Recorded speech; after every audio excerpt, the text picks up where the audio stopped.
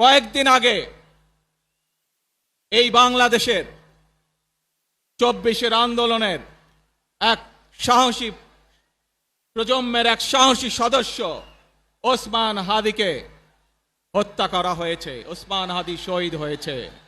প্রিয় ভাই বোনেরা, ওসমান হাদি চেয়েছিল এই দেশের মানুষের জন্য গণতন্ত্র প্রতিষ্ঠিত হোক, এই দেশের মানুষের গণতান্ত্রিক অধিকার প্রতিষ্ঠিত হোক, এই দেশের মানুষ তাদের গণতান্ত্রিক এবং অর্থনৈতিক অধিকার ফিরে পাক।